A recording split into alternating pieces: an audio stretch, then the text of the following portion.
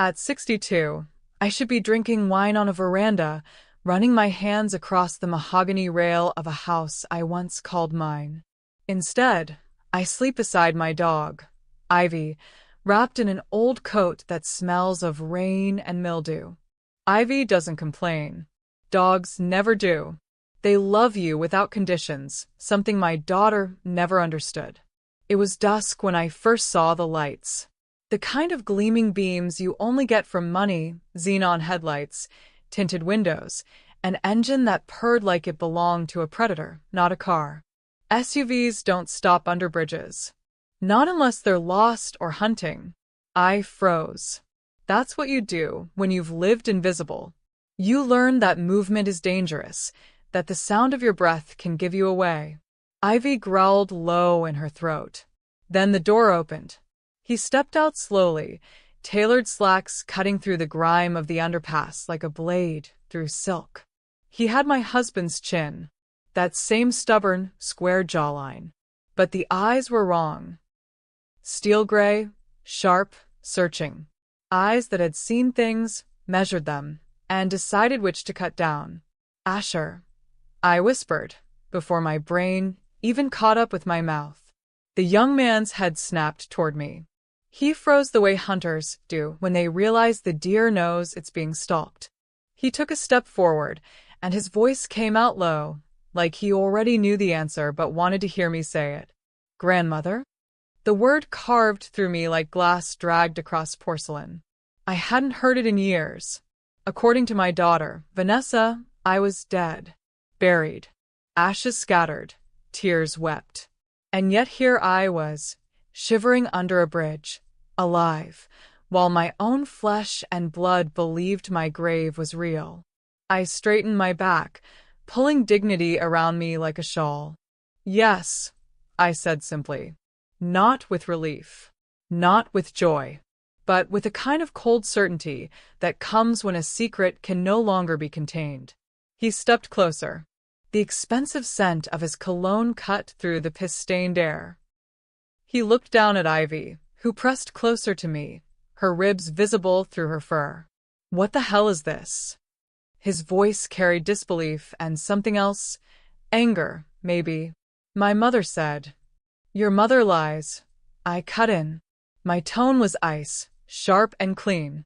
I wasn't going to tremble, wasn't going to explain. She always has. Asher blinked, like the truth had been waiting just behind his eyelids, and now it finally clawed its way out. He looked at me again, really looked. The cheekbones he knew from portraits. The auburn streaks in my hair that I refused to cover with dye.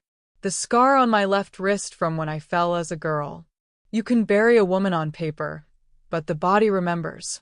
Get in the car, he said finally. Not a question. A command. I didn't argue. I slid Ivy under my arm, gathered what little I owned, a threadbare satchel with a cracked leather handle, and walked to the SUV as though I still belonged in cars like that. Asher opened the door for me, and for a flicker of a moment, I almost saw the boy he must have been, the boy I never got to raise. Inside, the seats hugged me with their expensive leather. The heater blasted warmth that burned my frozen skin. Ivy curled against my thigh. I let my fingers trace the stitching on the seat, not because I cared, but because I wanted to remember what had been stolen from me. Asher slid into the driver's seat and looked at me sideways. Do you know what this means? Yes, I said flatly. It means the lies are unraveling. He didn't press. He drove in silence, the engine humming like a well-fed beast. I watched the city lights slide past, each one a reminder of the life I'd been cut out of. Every skyscraper, every glowing billboard, my name should have still meant something in this town. Instead, Vanessa had erased it. Ivy's head rested on my lap. I stroked her ears, calm, calculating. Asher gripped the wheel. His jaw clenched with thoughts I couldn't read yet. Finally, he spoke. She told me you were dead. That you died before I was even a teenager. There was a funeral, an urn, photographs. Fabricated, I said. All of it. Why? His voice cracked at the edges, but his eyes stayed hard. I turned my gaze to the window. The reflection showed me exactly what I wanted him to see: a woman scarred but not broken, stripped of everything but not begging for pity. Because, I whispered, your mother wanted more than her share. The words hung between us like a loaded gun. He pulled into a gated driveway, the kind that hummed with hidden cameras and silent alarms. The gates swung open without hesitation. I raised an eyebrow. Your house? No, he said. His lips curled into something between a smirk and a snarl. Yours. The SUV rolled to a stop in front of a mansion. Not just any mansion, my mansion. The columns, the stone facade, the carved initials over the entrance that my husband had commissioned decades ago. Only the gardens looked different, manicured to someone else's taste. I stepped out slowly, Ivy at my side. My feet touched the gravel, like I was walking on bones. Every window gleamed, but none of them recognized me. Inside, the walls were lined with portraits. My face, but altered. Softer, blurred at the edges. The lines around my eyes airbrushed away. My jewelry gone, replaced with gaudy pieces Vanessa must have chosen. It was like looking at a ghost painted by a forger. I laughed once, sharp and humorless. She even stole my wrinkles. Asher followed me inside, watching every flicker of my expression. You should know, he said quietly, this isn't just about property. There's more. I turned to him. Tell me. He took a breath, his shoulders tense like he was holding the weight of a secret that had been eating him alive. She didn't just fake your death. She rerouted everything. Every dollar, every trust, every asset into her name. She used your forged death certificate to claim the foundation, the estate, the accounts. She made herself me. I finished for him. Yes. I nodded once, slow and deliberate.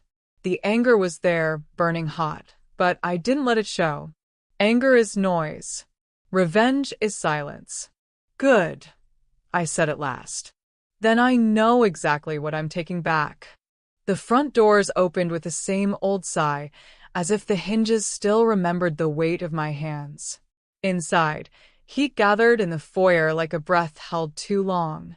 My face looked back at me from every gilded frame, my bones, my angle of chin, but softened as if a stranger had pressed 2 fingers over my edges. Even the painter's signature had been replaced. Not a signature, really, but a brand, the kind that flatters people who fear time. Careful, I said to Ivy as she trotted over the marble and sniffed the base of a Corinthian column. They worship surfaces here. Asher locked the door behind us and thumbed a control panel I'd installed 20 years ago, before everything became touchscreen and condescension. The panel chirped. The alarms sunk back into their wall cavities like reptiles easing into mud. He knew the codes. That interested me. He looked comfortable in this air, which meant he'd been here before without announcing it. Good. A grandson who snoops is worth more than a son who obeys. Kitchen, he asked, pointing toward the south corridor. Study, I said. And not the one your mother parades her donors through. My husband's. He nodded as if he'd already taken inventory of the house's psychologies. The room for angels, the room for sinners, the room where money learned to multiply. He led, but he looked back to see if I approved of his route. I didn't smile. Approval is a currency you spend only in famine. The study hadn't changed. It couldn't. A room used to thinking develops mass of its own. The walnut shelves bowed with the old weight of law reports and ledgers, and the leather chairs had the particular gloss that comes from patience, not polish. I walked to the desk and placed my palm flat on it, feeling for the thin crack near the right corner, where the grain forked. There it was, a bristle, small as a memory, and twice as sharp. Proof that age won the fight with varnish. Asher flicked on a banker's lamp. Green shade. Warm cone of light. He reached into his jacket pocket and laid a phone on the blotter between us, a private model, not the kind boys take selfies with. Then he added a second device that looked like a black deck of cards. He didn't have to tell me what it was. Its shape betrayed it. Secure drive, hardware encryption, the sort of thing men use when their lives depend on silence. "I don't bring paper into houses I don't own," he said. "This will be enough." He booted the drive. A logo I didn't recognize swam across the phone, a discreet consultancy, no doubt. Files populated the screen in a list that scrolled and scrolled, PDFs, JPG scans, XMLs, the true language of theft. Names leapt out like teeth. Wilder and Keene LLP. Hart Family Foundation. State of California Department of Public Health. Office of Vital Records. The last one made my pulse skitter in my wrist the way it always does when a cut starts to close. Not pain, but the sharp comeback of blood. "Start with the death certificate," I said. He tapped. The document opened, and for a moment the room tilted, just a fraction, the way it does when you stand up too fast after pretending for too long that you're asleep. There it was, my name, my date of birth, my so-called death, the cause. Cardiopulmonary arrest. Neat. Clinical. A kind lie, which is the cruelest kind. The attending physician field was filled with a name I didn't know, Lawrence Lehman, MD, and a signature that slashed diagonally across the page with the confidence of a man used to stamping the last word. The certifying official had a different flourish. The paper trail included a cremation permit, an urn receipt, and a form authorizing the release of remains to a private cemetery I'd never liked. It was all there, clean and complete, as if I'd had the courtesy to die without complaint.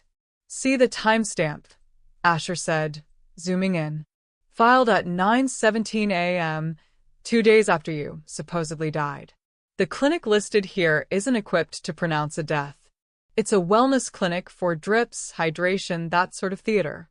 I spoke with a nurse who remembered a rush job for a high-profile family. "The rush job being my funeral," I said.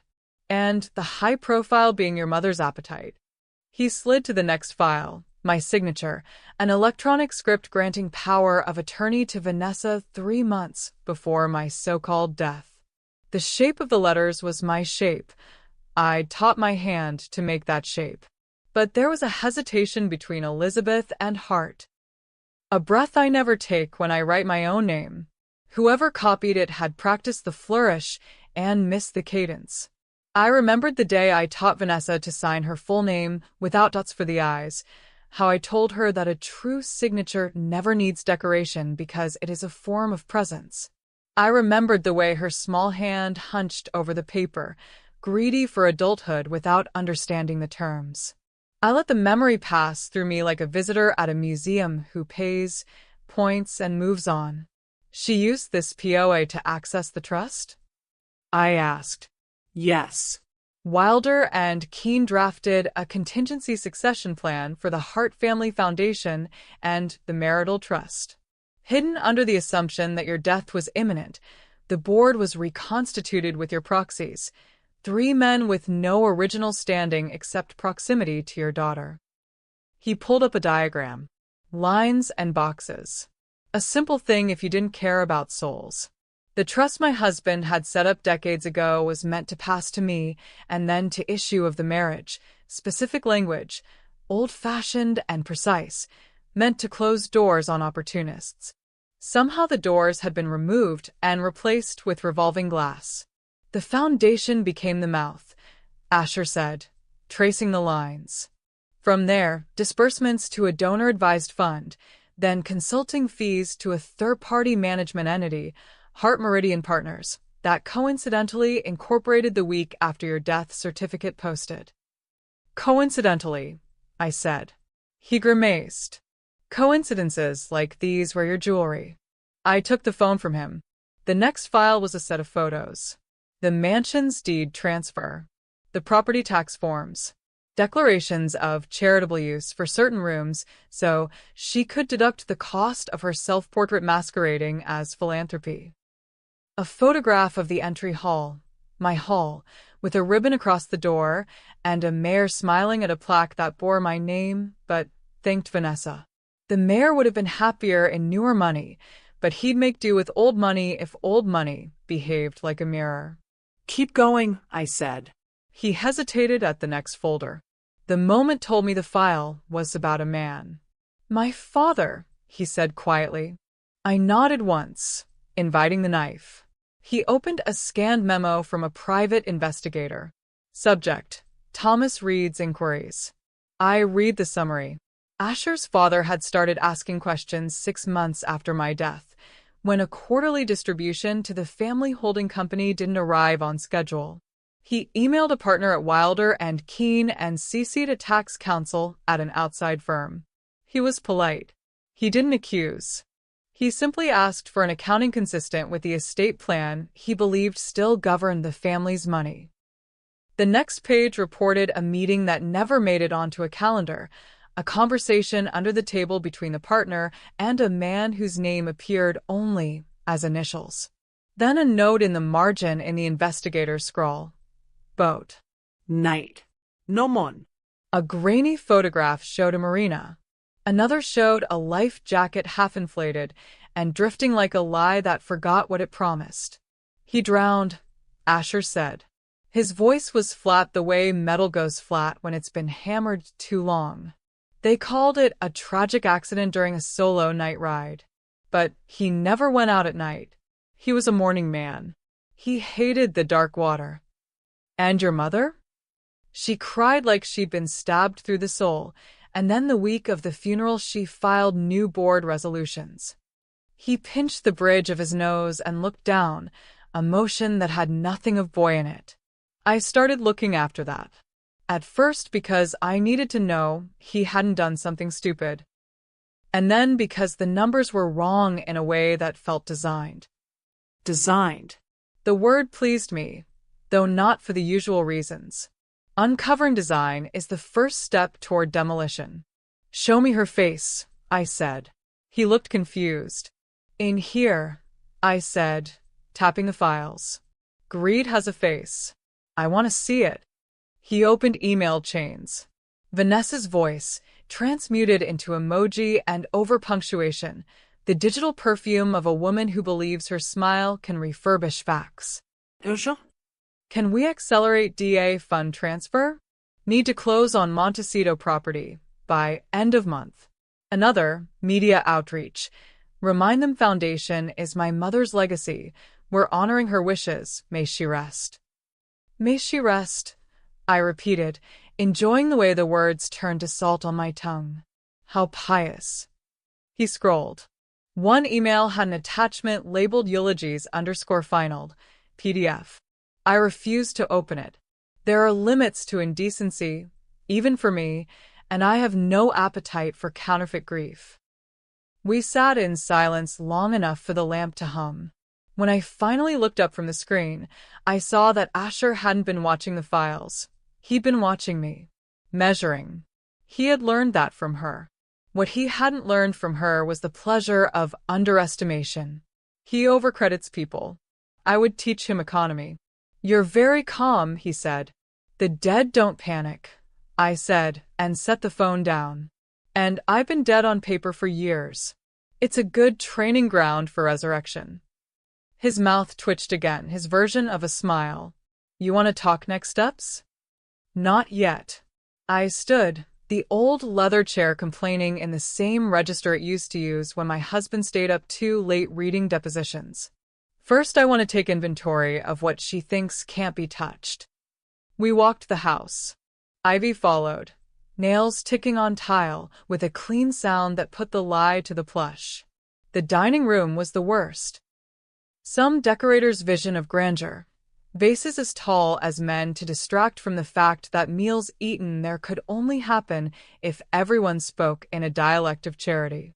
Vanessa had hung a mirror where we used to hang maps. The mirror was a better landscape for her. In the breakfast nook, sunlight from the moon made a stain on the stone counter where I used to roll pastry dough at 4 a.m. You can tell a home by where the stains live.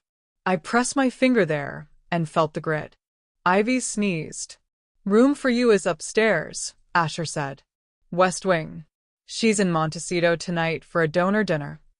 He watched my face for offense at the word room, and when he found none, he added, temporary. The point is to move, not to unpack. Correct, I said. I'm not here to nest. I'm here to count. He showed me the guest suite he'd prepared not for comfort, but for war. White linens, white walls, a wardrobe of neutrals in my size. I raised an eyebrow. You guessed at my measurements? Asked a tailor who keeps his mouth shut, he said. And a hairdresser who doesn't. I opened the wardrobe, ran my fingers along the silk of a blouse with the thinnest pinstripe, and closed it. These will do, when it's time to be seen. He lifted a small suitcase to the bed. I bought toiletries you like. He said it like an apology he didn't want me to think was weakness.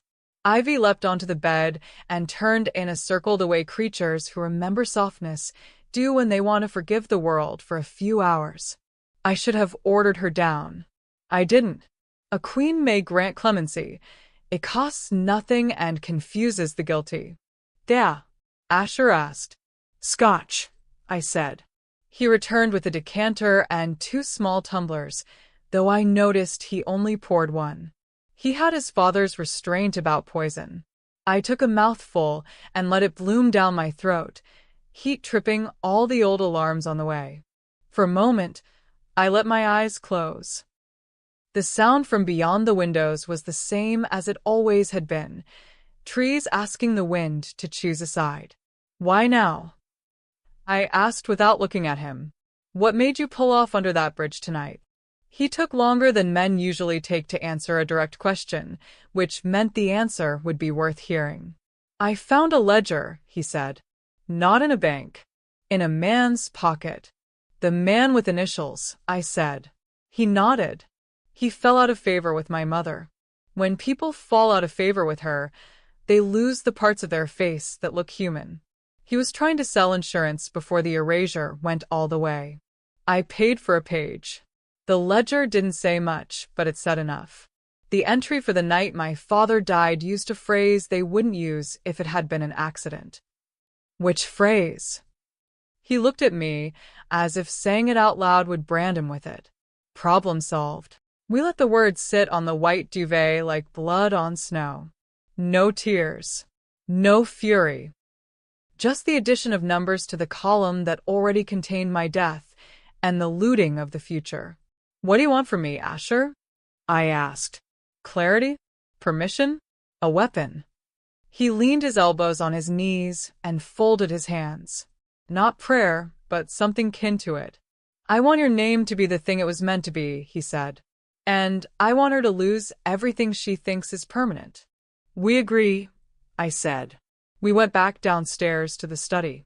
He pulled up more files. I made notes in my head because paper leaves trails and I didn't intend to leave anything behind until I was ready to publish a map. We set the first contours of a sequence that would not look like strategy to anyone who believed in apologies. Step 1, he said, we need to establish your legal existence. Resurrection, I said. The clerks will enjoy the theology. I can arrange biometrics, a witness statement, and a court order to open sealed records, he said. Quietly. But there's risk. The more we move, the more she notices. Good, I said. I want her to feel the air change. He swiped to a contact screen. Lawyers. Investigators.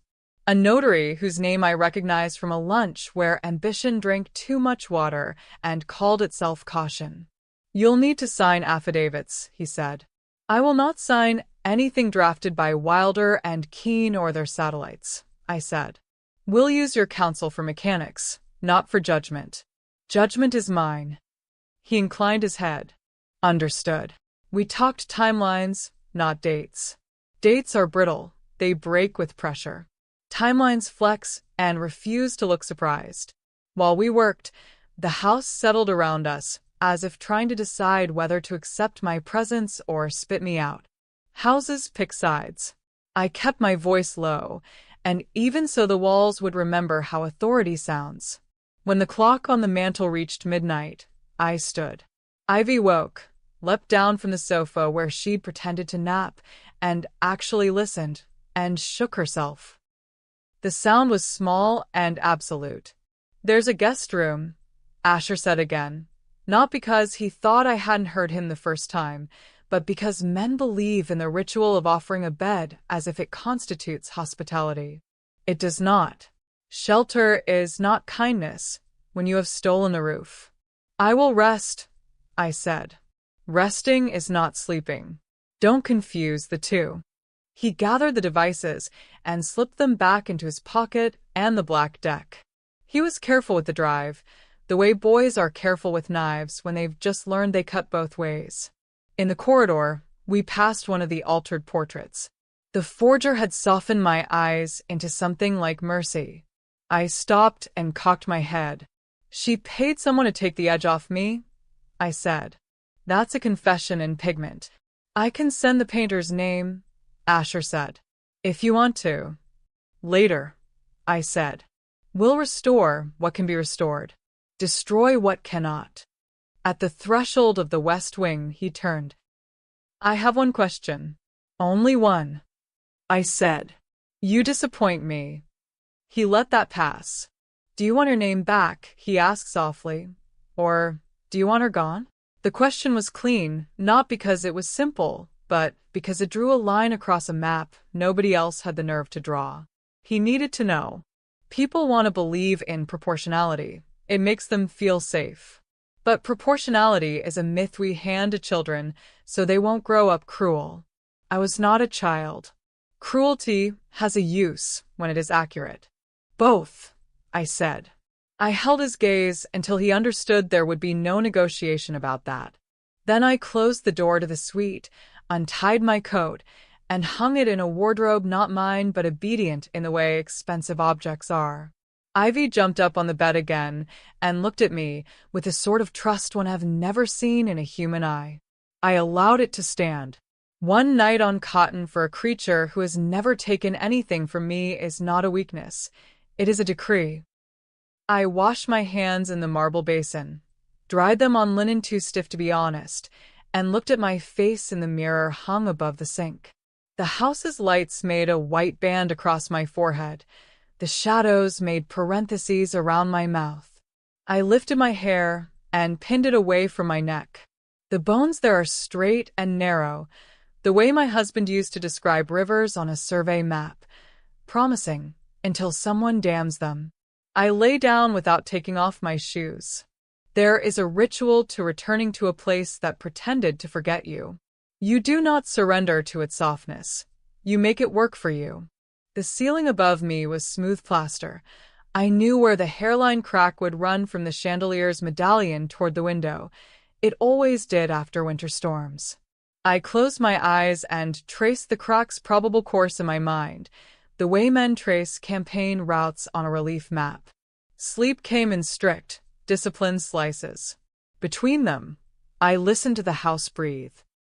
Sometime toward morning, I woke with the certainty that not all ghosts in this place were mine. I rose and padded barefoot into the hallway. There are sounds the oldest wood makes, the tick of expansion, the sigh of weight settling, and then there are the sounds a photograph makes when a draft lifts its corner. I followed that whisper to the small sitting room at the end of the hall where Vanessa used to pretend to read. The lamps were off.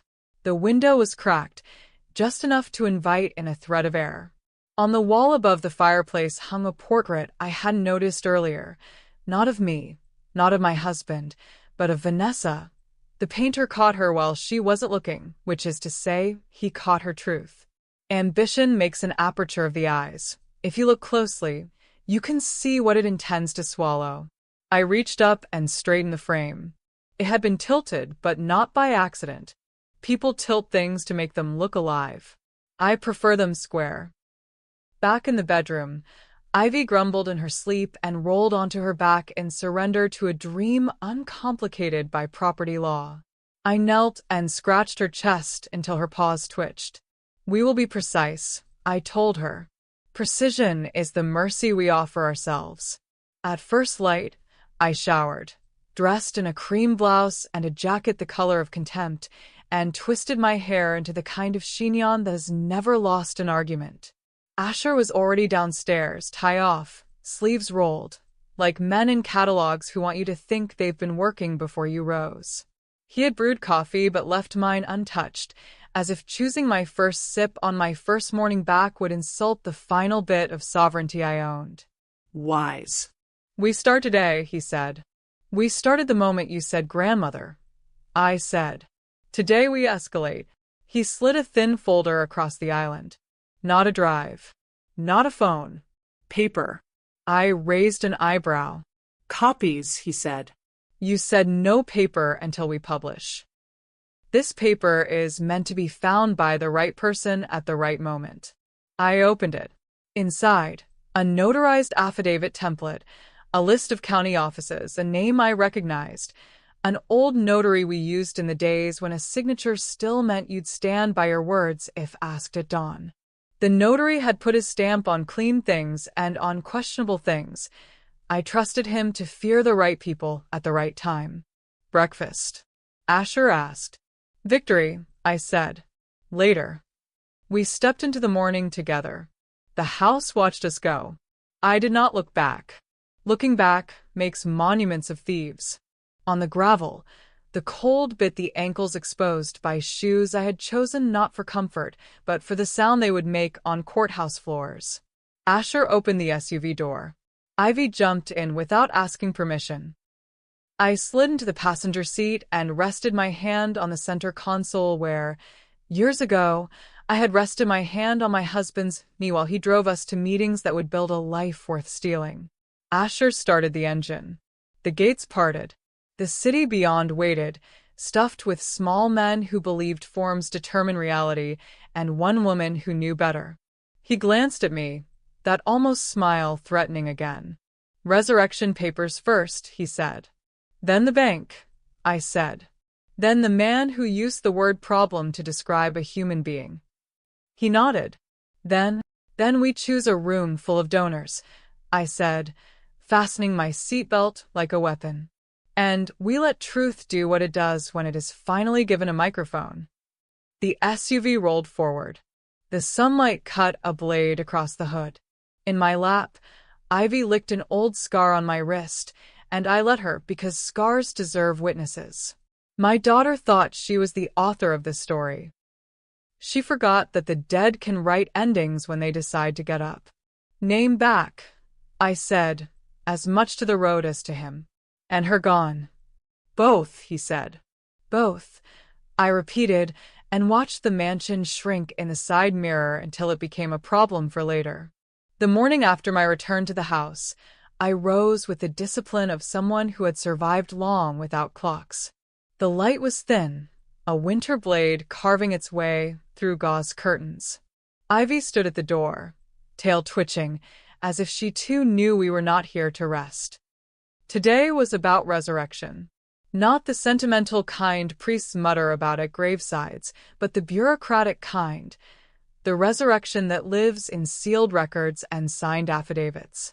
A resurrection that turns deceased into dangerous.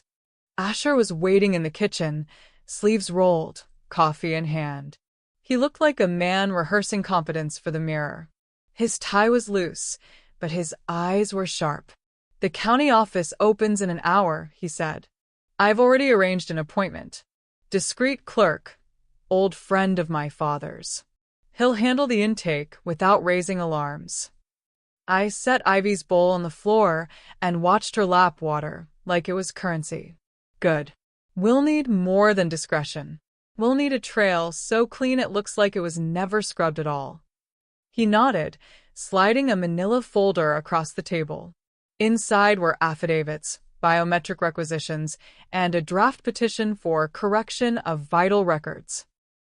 I skimmed, noting every place my forged death had been signed into history: certificate, cremation permit, estate filings. Each document was a weapon, one my daughter had pointed at me, one I would now aim back at her. I want the notary first, I said. The one who stamped my forged signature. He's nervous, Asher replied. I called last night. He remembered you. Said you had a way of making men do things without saying much. Then he'll remember what happens when men forget their place. We drove downtown. The county building was a brutalist slab of concrete pretending to be important. I walked through its doors as though I owned the marble beneath my shoes. People parted the way they do for women who look like they know the ending of a story. The clerk's desk was buried in files, but he straightened when he saw me. He must have recognized my name, though on his records it belonged to a ghost. His hands trembled slightly as he offered a seat. Mrs. Hart? He asked, voice pitched low. Alive, I said flatly, and very aware of the crime committed in my absence. Asher handled the legal choreography, presenting biometrics, photo IDs, affidavits sworn by him as kin. I simply sat there, spine unyielding, eyes fixed on the clerk until sweat formed at his temple. This will take some time, he murmured. We'll need to verify the physician's attestation. Do that, I said. And when you call him, tell him I'd like to shake the hand that certified my death without ever touching my body. We'll see how steady it is then. The clerk swallowed hard and typed faster. From there, we visited the notary.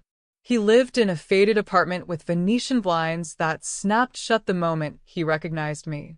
But Asher had already wedged a foot in the door. I stepped inside uninvited, ivy padding at my heel. He was older now, hair gone thin, hands shaking as he fumbled for a cigarette. I didn't want to. She said it was urgent. She said it was what you wanted. Vanessa, I finished for him.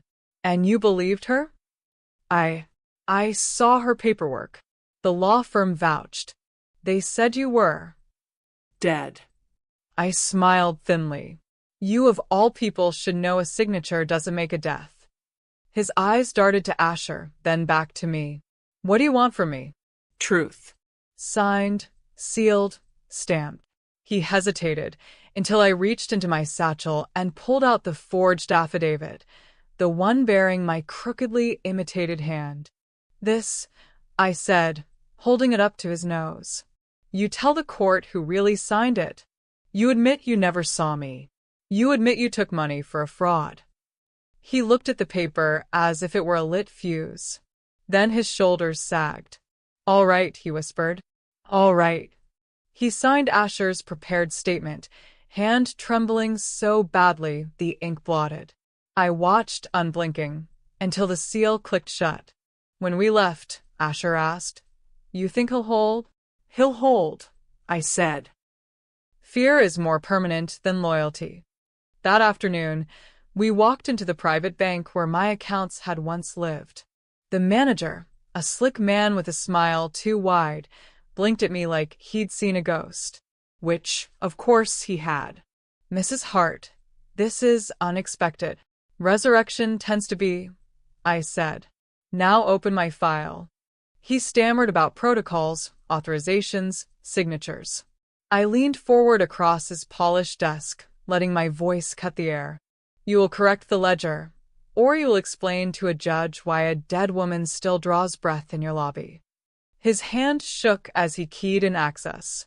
My balances flashed on screen, 0, drained into Vanessa shells. But the trail remained, every transfer coded, every date stamped. I tapped the screen. Print it. All of it. Then lock the system. From this moment on, every penny moved is obstruction of justice. He printed. I gathered the stack, pages warm from the machine. They felt like bones in my hands. Proof that something once alive had been stripped, catalogued, and buried. By dusk, we had affidavits, biometric confirmations, notarized reversals, and bank records stacked neatly in Asher's briefcase. He drove us home, his jaw set like a man learning the taste of iron. You don't flinch, he said finally. Most people, seeing their death certificate, their money stolen, their life erased, they'd crumble. You don't even blink. Blinking, I said, staring out at the city lights, is for people who believe tears can fix a ledger. I don't. I only believe in precision. And tomorrow, Vanessa will learn that her mother has risen, not to embrace her, but to bury her properly this time. Ivy shifted in the back seat, sighing like she understood. Asher glanced at me, hesitant. What if she tries to make amends? To settle quietly? I laughed once, sharp as glass. Then she'll discover that resurrection is not mercy. It's war. The next morning I woke with a clarity I hadn't felt in years. It was time to step out of shadows and let Vanessa see me. Not in secret, not whispered about, but in full view. The living ghost at her gala. I dressed for war. A black suit tailored to the inch, pearls at my throat, hair twisted high. Not mourning clothes, executioners. Ivy watched from the bed as I applied lipstick the shade of arterial blood. She tilted her head as if to ask if this was armor. It was. Asher met me in the hall, eyes widening just slightly. You look alive. I cut in. That's the point.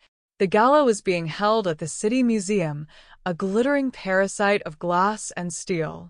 I'd walked its halls decades ago, when I still believed in art as legacy. Tonight it would host Vanessa's latest masquerade, another charity event laundering her greed into applause. We arrived late, by design. The red carpet glowed under camera flashes, journalists calling Vanessa's name as she posed in a gown too new, diamonds too bright. She smiled that manufactured smile, teeth flashing as if nothing in her world had seams. And then I stepped out of the car. Gasps rippled. Cameras turned. A murmur surged like a wave breaking against rocks. For a moment, no one knew whether to gasp in horror or click in delight. The whispers began. Isn't she dead? That's her. My God, it's her. Vanessa froze mid-pose. Her smile faltered. Our eyes met across the flood of flashes. She went pale beneath her makeup, but she didn't move. Predators don't run in public. I didn't speak. I simply walked past her, chin high, Ivy trotting at my side on a silver leash. The cameras caught the image, the daughter glowing with stolen glamour, the mother resurrected, silent as judgment. Inside, the gala glittered with crystal and falseness. Donors clinked glasses, unaware that their money was stitched into fraud. I moved among them like a queen inspecting courtiers. Faces turned, whispers chased me through the room. I approached the largest donor. A defense contractor, slick hair, Rolex gleaming. He extended a polite hand, confusion etched across his face. Mrs. Hart, we were told. You were told many things, I interrupted. Not one of them true, but I'll give you one truth. I slipped a slim folder into his hand. This is how your donations have been diverted into shell accounts, personal real estate, jet fuel. Not charity. Theft. His face darkened as he skimmed. This is serious. Indeed. And you'll decide whether to keep feeding her or whether to cut the vein she drinks from. Choose carefully. He excused himself, already dialing a number. I didn't seek Vanessa out. I didn't need to. Every step I took was a knife pressed against her throat. She tried to smile, tried to laugh too loudly at someone's joke, but her eyes followed me like a shadow that knew it was about to be burned away. Asher stayed at my shoulder, silent. A presence, not protection. I didn't need protection. I needed witness. The evening wound down, speeches faltering as attention drifted to me. Finally, Vanessa attempted to reclaim the stage. She clinked a glass, forced a laugh, and began her well-rehearsed monologue about legacy and charity. I didn't interrupt. I simply stood at the edge of the crowd where the cameras could see me, my face cold, unyielding. Every donor turned to look at me instead of her. Her words died in her throat. For the first time in her life, Vanessa had no audience. When the gala ended, I slipped out without a word. Outside, the cold air felt like triumph. Asher walked beside me, shaking his head. You said nothing, and yet you said everything. That's the advantage of resurrection, I murmured. You don't have to shout to be heard. You just have to appear. That night, as we returned to the mansion, I poured myself a glass of water and stared at my altered portrait on the wall. The forger had tried to soften me, erase the edges. But tonight, the world had seen the truth. The edges were back, sharp as ever. I raised the glass in a silent toast. To faces that cannot be rewritten. Ivy wagged her tail once, as if in agreement. Tomorrow, the real war would begin. Money leaves a trail even when bodies don't. That's the lesson I repeated to myself the morning after the gala, standing in the kitchen of the mansion that once belonged to me. The smell of coffee lingered, sharp and bitter. Ivy lay at my feet, paws twitching in sleep, dreaming of a chase she'd never lose. Across the island, Asher sat with his laptop open, screen glowing blue in the half-light. The numbers reflected in his eyes made him look like a man possessed, not by greed, but by fury. She's built 3 nodes, he said, voice clipped. The Foundation, Heart Meridian Partners, and a Cayman account. They funnel into each other like veins into a heart. Except the heart isn't Charity. It's her. I leaned on the counter, pearls cool against my throat. And if we cut the veins, she bleeds. I smiled thinly, then sharpened the knife. The plan unfolded with precision. Asher's forensic accountant, a man with the complexion of a ghost and the hands of a pianist, met us in the study. He spread spreadsheets across the desk like maps of a battlefield. Here, he said, tapping with a manicured finger. The consulting firm invoices. They're identical, month after month, rounded figures, no breakdown. Classic laundering. And here, I added, pointing to another column, is the donor-advised fund. Large contributions in, small disbursements out. The rest disappears offshore. The accountant looked at me, startled. You understand this? I fixed him with a stare that could have peeled paint. I lived with a man who built empires out of contracts. I signed every page. Don't insult me by assuming I can't read theft when it wears perfume. He flushed and nodded quickly. By mid-morning, we had the documentation compiled. Fraudulent invoices, duplicate transfers, shell incorporations with the same post office box. It was a latticework of arrogance. Vanessa never believed anyone would dare to question her. That arrogance would be her undoing. Asher leaned back in his chair, running a hand through his hair. We could go straight to the regulators. Freeze everything now. Too fast, I said. Shock makes headlines, but I want endurance. We cut her slowly. Freeze one account. Let her scramble to cover it. When she diverts from another, we freeze that too. She'll claw at shadows until she tears herself apart. He studied me for a long moment. You're not just after justice. No, I said simply. I'm after annihilation. The first move was the injunction. We filed it ex parte, meaning Vanessa wouldn't even know until the judge's stamp dried. The documents went in under seal, the clerk's eyes widening slightly as she recognized my name. Alive, resurrected, undeniable. By the time we left the courthouse, the order was in motion. Heart Meridian Partners accounts frozen pending review.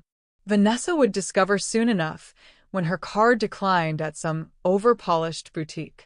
I almost wished I could see her face. Almost. But the second move was better. That afternoon, I walked into the Foundation's office with Ivy at my side. The receptionist, barely old enough to rent a car, looked up, startled, as I sat in the lobby. I'm here for Vanessa, I said. She stammered. She's not in today. Of course not, I replied smoothly. But I'll wait. And I did. For 11 minutes, by the clock on the wall. I sat perfectly still, ivy curled at my feet, while employees peeked nervously from glass-walled offices. They whispered, phones in hand, doubtless calling Vanessa to report the resurrection in her lobby. At exactly 11 minutes, I stood, adjusted my jacket, and left without another word. It wasn't about seeing her. It was about making her feel me.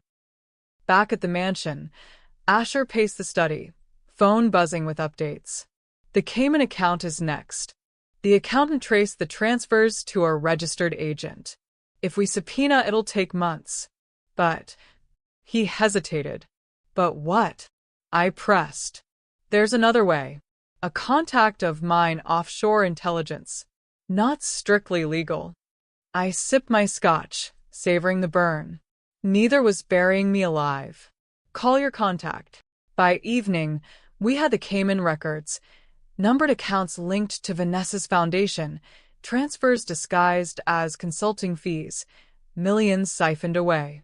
The arrogance was breathtaking. I looked at the pages spread across the desk and felt something shift inside me.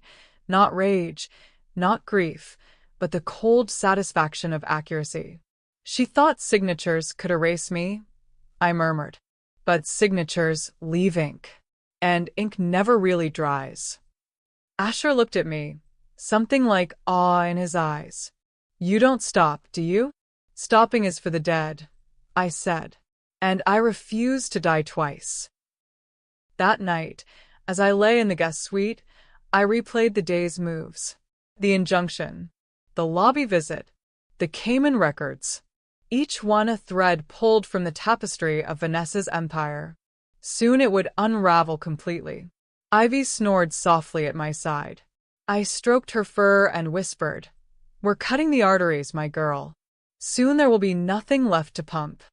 And for the first time in years, I allowed myself to close my eyes knowing tomorrow would bring not survival, but conquest.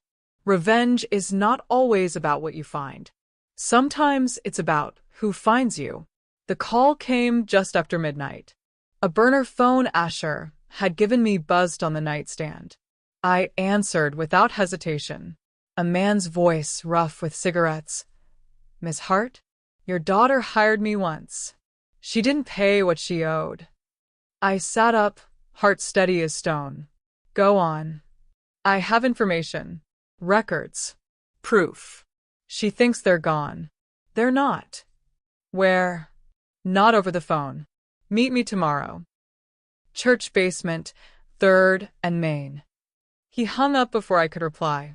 I set the phone down carefully. Ivy raised her head, ears twitching, as if she too sensed the shift in the air. "Tomorrow we meet a ghost," I whispered. The church basement smelled of dust and forgotten hymnals. Fluorescent lights buzzed overhead, flickering like bad conscience.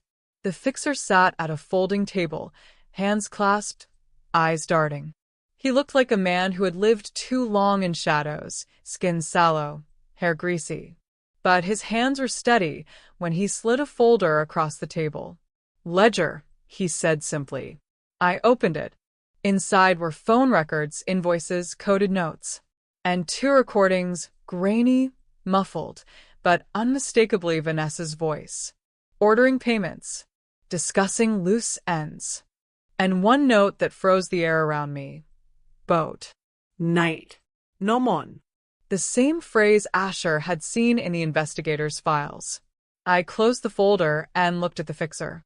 "Why now?" "Because she cheated me," he spat. "Because she thinks she can walk over anyone. And because you're the only one she fears." I leaned forward, voice soft and lethal. "You're going to sign a statement."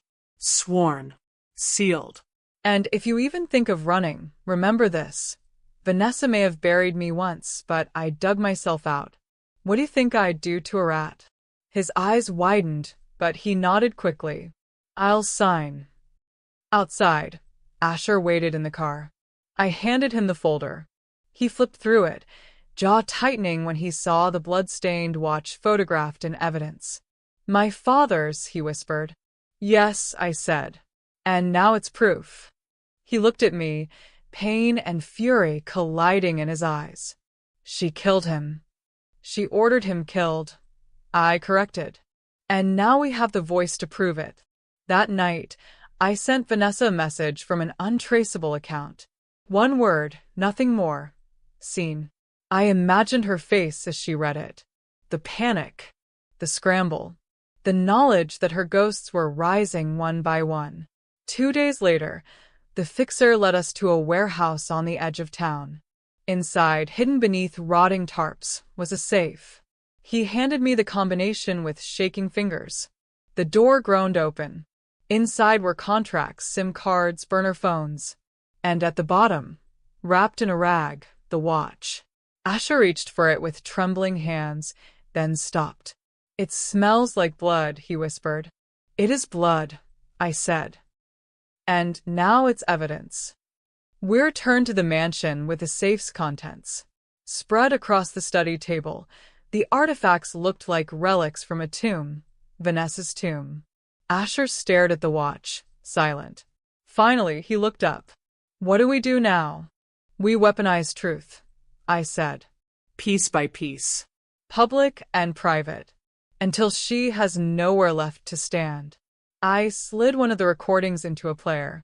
Vanessa's voice filled the room, cold and clipped. Make sure the boat doesn't come back. He was asking too many questions. Asher closed his eyes, fists clenched. That's it. That's her. Yes, I murmured. And soon the world will hear it too. That night, as I walked Ivy through the silent halls, I felt no pity, no hesitation, only precision. Vanessa thought she could bury me. Instead, she had resurrected something far worse than her mother. She had resurrected her judge. Revenge ripens slowly. By the time it's ready to pick, the air changes. You can smell it before you see it. The morning of the boardroom meeting smelled like iron. Cold, metallic, unforgiving. I woke before dawn, slipped into a gray suit the color of storms, and pinned my hair into a crown that tolerated no rebellion. Ivy paced beside me, restless, as if she too sensed the atmosphere tightening. Asher was waiting downstairs, phone in hand, eyes sharp. The donors are ready, he said. So is the investigator. And the reporter. Good, I murmured. Let's starve her of oxygen. The Foundation's headquarters was a shrine to vanity. Glass walls, white marble floors polished until they blinded, art pieces meant to impress people who confuse price with value. My name had once been etched into the brass plate by the entrance. Now it bore only Hart Family Foundation. No first name, no history. My daughter had stripped even that. We walked into the lobby, Ivy trotting obediently at my heel. The receptionist nearly dropped her tablet when she saw me. She opened her mouth to speak, but no words came out. Conference room, I said coolly. Tell Vanessa her ghost has arrived. The boardroom smelled of expensive coffee and cheap nerves. Around the glossy mahogany table sat 2 major donors, a defense contractor I'd already poisoned with evidence at the gala, and a venture capitalist with hands too smooth for a man who claimed to build. Both looked at me with a mix of shock and recognition. Beside them sat the state investigator, a woman with steel-gray hair and eyes that measured everything. Next to her, a reporter scribbled notes into a leather-bound book, eyes flicking between us, as if he already sensed a story that would shred careers. Vanessa swept in 5 minutes late. She wore crimson silk and diamonds, as though dressing louder could smother fear. Her eyes landed on me, and for the briefest flicker, her mask cracked. But she recovered, smiling wide as if we were at brunch instead of war. Mother, she purred. How dramatic. Alive, I corrected. And that's the drama, isn't it? The donors shifted uncomfortably. The investigator cleared her throat. Shall we begin? Asher opened a folder and began sliding documents across the table. Fraudulent invoices. Duplicate transfers. Offshore accounts. Each page a nail hammered into Vanessa's coffin. The defense contractor frowned, flipping through the sheets. These are our donations. Redirected. Vanessa laughed lightly, too high-pitched. Ridiculous. Fabricated. I leaned forward, letting my voice cut the air. Then why do the invoices bear the signature of your Shell Corporation's secretary? Why do the transfers trace back to your Montecito account?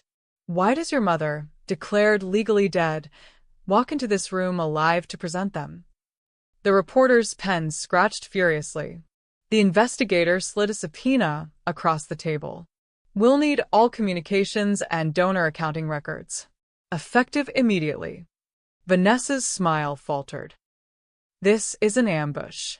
No, I said softly. This is air leaving the room. Feel it. She tried charm. She spoke of legacy, of grief, of how she'd only wanted to honor me by carrying on my work. She let her voice tremble at all the right moments, but it was wasted effort. The donors were no longer hers. The contractor closed the folder and looked at her with disgust. We're pulling our funding.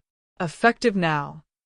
The venture capitalist nodded, his smooth hands trembling. I can't afford this stain. We're out. The reporter asked one final question.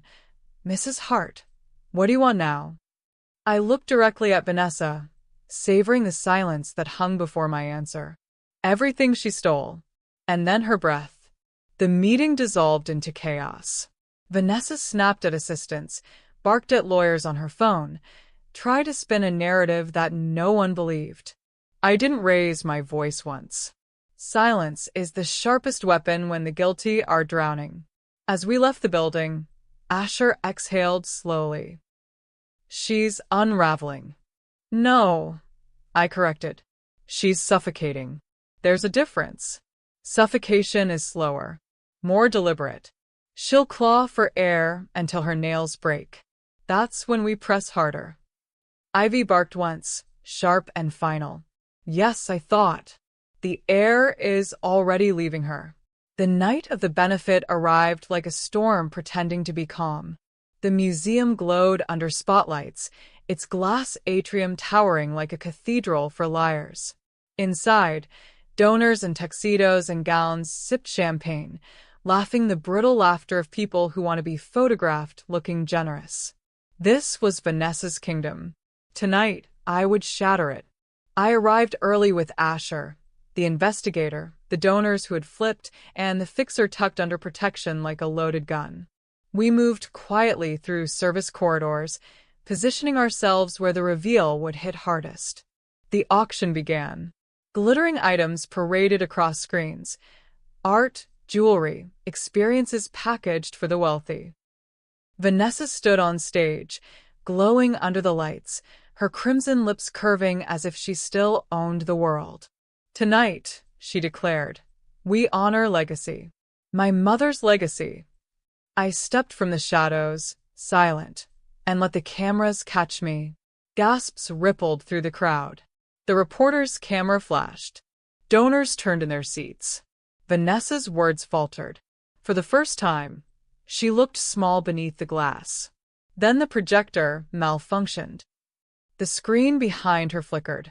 Up came a slide deck. Not art, not auction items, but line-item invoices, Shell company charts, emails with her signature.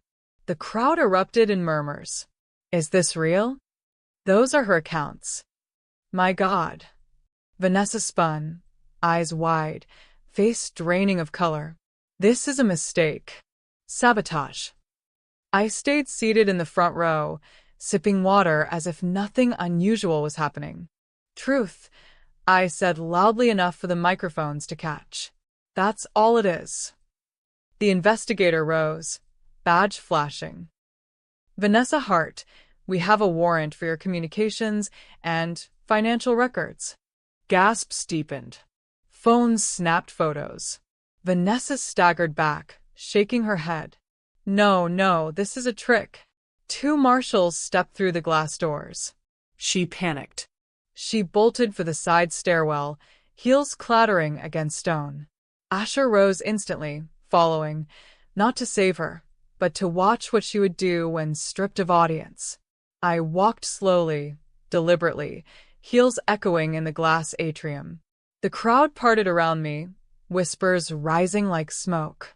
At the stairwell, I found her cornered, her mascara streaked, silk gown wrinkled, hands trembling as she pointed at me. "You did this," she hissed. "You were supposed to stay dead." "I was supposed to stay erased," I corrected. "But paper burns. Flesh doesn't." Her eyes darted to Asher. Desperation. She lunged at him, hands clawing, trying to drag him down into her fall. Ivy snapped at her ankle, drawing blood. Vanessa shrieked. The marshals arrived, cuffs ready. As they pulled her away, she screamed over her shoulder. "You'll never get the rest. You'll never find it." "The rest?" Asher asked, frowning. I stood at the base of the glass stairwell, watching her vanish into custody. My reflection stared back at me in the towering panes, sharp, merciless, undeniable. "Yes," I murmured. "There's always a vault. And now we'll find it." The air in the stairwell was different, thinner. It smelled of dust, steel, and panic. Panic has a scent. It's sharp, sour, almost metallic, like the edge of a coin rubbed between fingers too long. Vanessa's heels clattered against the concrete steps as she backed away, gown snagging on the railing. Her lipstick smeared, her hair falling loose from its immaculate twist. For the first time in her life, she looked less like my daughter and more like prey. Asher stood half a step behind me, chest heaving from the chase. Ivy growled low at my side, her body taut as a bowstring. Vanessa's eyes darted between us, calculating. "You think this is over?" she spat, voice cracking. "You have no idea what I've built. I can buy and sell every judge in this city." "Judges," I said softly, taking one step forward. My heels echoed on the concrete like gunshots. "Judges are men. Men are flesh. Flesh bleeds. And money doesn't clean it fast enough." Her jaw tightened.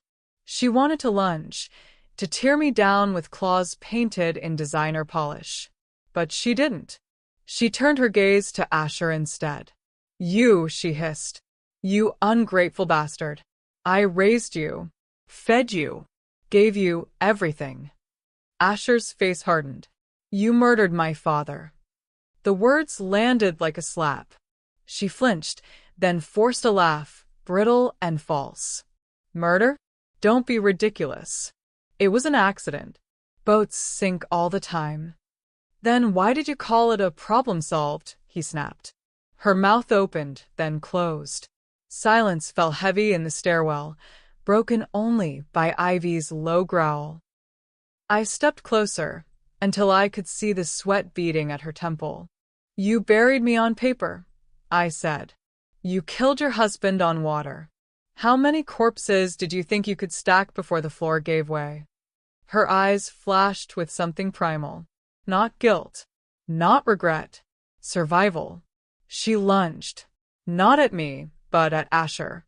Her hands clawed for his throat, diamonds glinting under the harsh stairwell light.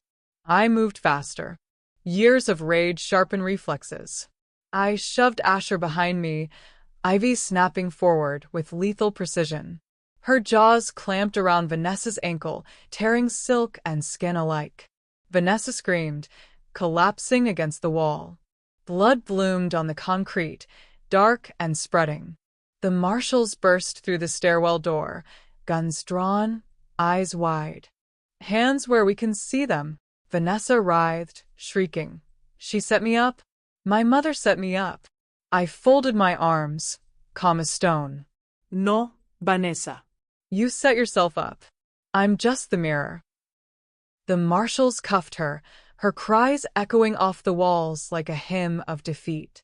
As they dragged her past me, she twisted her head, eyes burning with venom. "You'll never find the rest," she spat. "Never." Her voice cracked on the last word, but the poison lingered. When the stairwell finally emptied, only silence remained.